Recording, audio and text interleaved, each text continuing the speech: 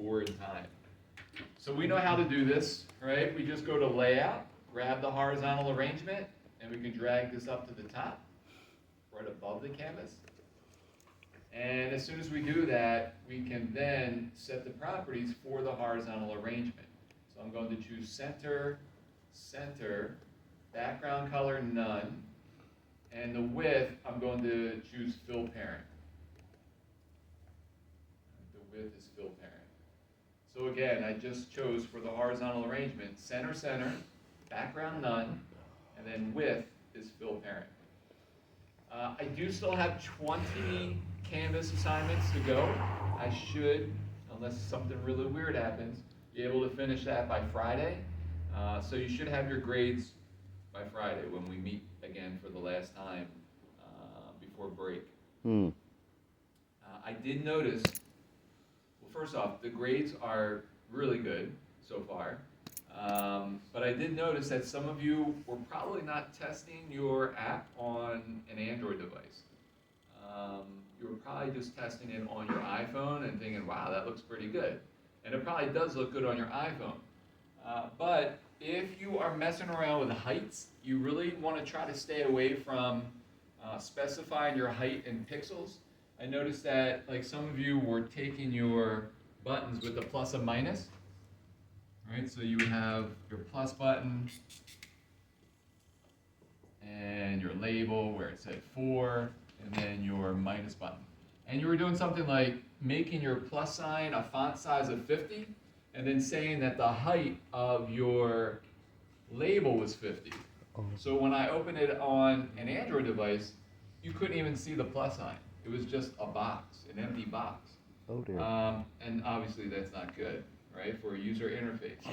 So anytime that you have a label, you really just want to leave it as automatic for the height. Same thing with your text boxes. A horizontal arrangement, that you might want to use a percentage.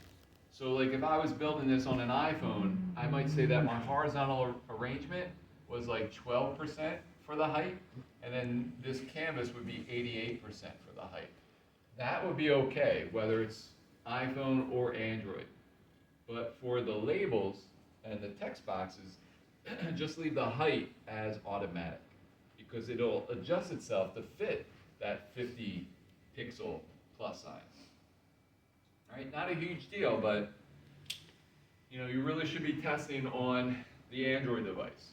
Right? So for the game, see if someone has an Android device and just install the App Inventor app that you have on your iPhone and test it out. And as soon as you're done testing, you can delete the app off their Android device. All right, anyway, what we want to do is bring in a label. So go ahead and drag in a label. The first label is going to be a score label. So I'll rename this as score label. This is where the score will appear. I am going to make the score bold. I'll increase the font size to 20. I'm going to set the width to be 49%. 49%. I know it's weird, but 49%, 49%, without a doubt, you will not have to scroll back and forth to see everything. On some phones, if you put 50-50, even though that adds up to 100% width, it'll still make you scroll back and forth, which of course would be annoying if you're playing a game and you have to scroll back and forth to see the score and how much time is left. All right, so 49%, 49% will work out great. And then I need to change the text to 0 because we're going to start the game with 0 points. And I'm going to take the text alignment and make that center. All right, just put it in the center. All right, so there is my score. It's the score is 0. Going straight down, I made it bold. I made the font size 20. I set the width to be 49%. The text is 0, and the text alignment is center. All right, right next to that, I want another label. This one is going to be my time label. So I'm going to drag out another label to the right of the score. And like I said, I'm going to rename this as time label.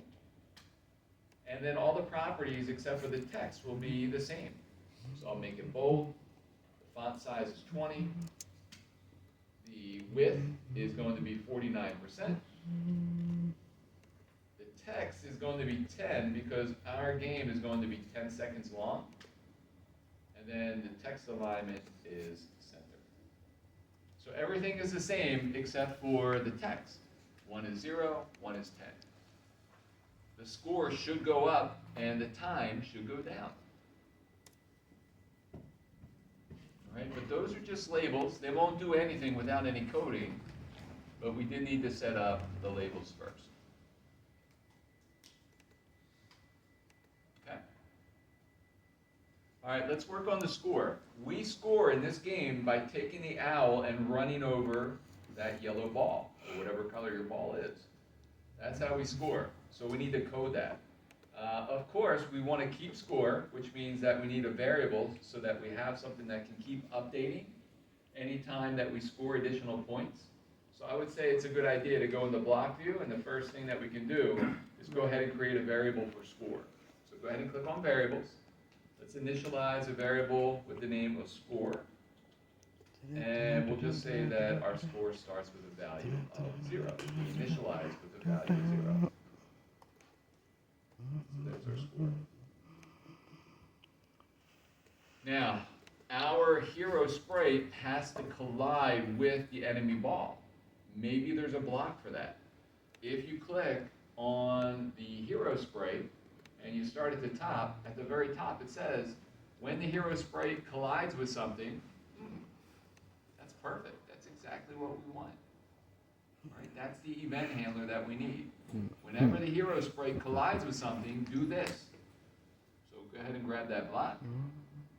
The question is, what did we just collide with? We need to check. Now, in our game, there's only one thing that you can't collide with, and that's the enemy ball. So it's kind of easy.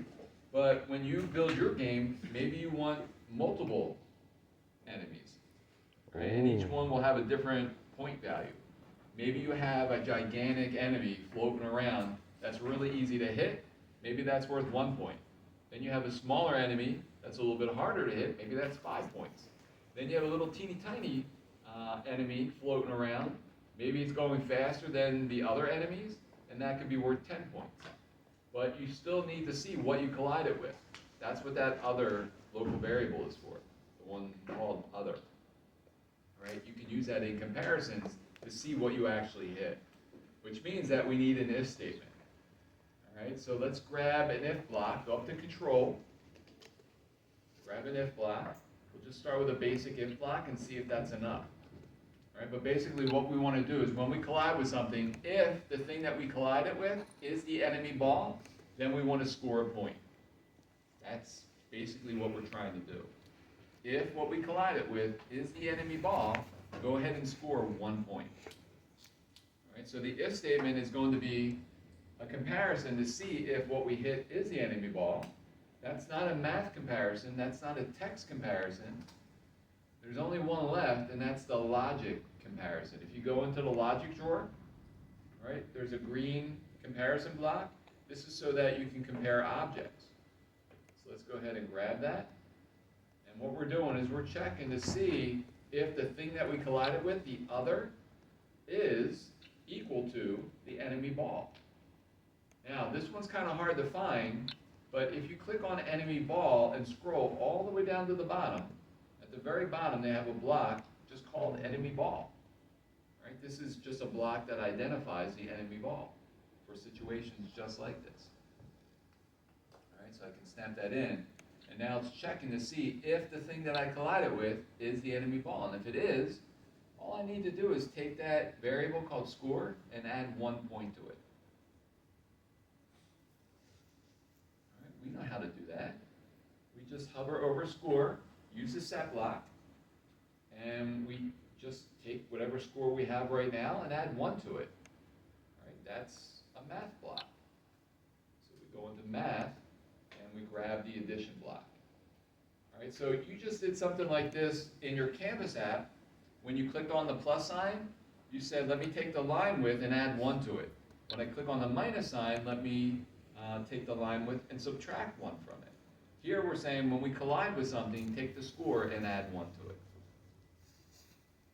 All right, So this is going to be score, whatever it is right now, plus 1. All right, so the first time you collide with the enemy, it's going to go from 0 to 1. And that's great, that's really important. But it really doesn't do anything other than increase your score variable, right? It's not changing anything here. So the person playing the game, they don't see that they scored a point because all we did was we updated the variable called score. Remember, that variable is in your RAM. So, again, great, it updated the score, but if you want the user to see that update, you then have to take that variable and show it inside of the score label, right? Just like you did with the Canvas app, as soon as you updated the line width, you then had to use that updated line width in 2 different places. The line width property for Canvas, and then the label where you're showing the line width. All right, so let's do that. Go ahead and click on the score label, and we'll set the text to be whatever the score is. All right, so now you should be able to test your game and actually score points. So let's try that out. Now mine disconnected. You may have seen that it disconnected, so I need to connect again. Mm-hmm. Which is a little bit of a pain, but not that bad. All right, so once this opens up, I should have a score of 0. And I do. But now I can try to chase down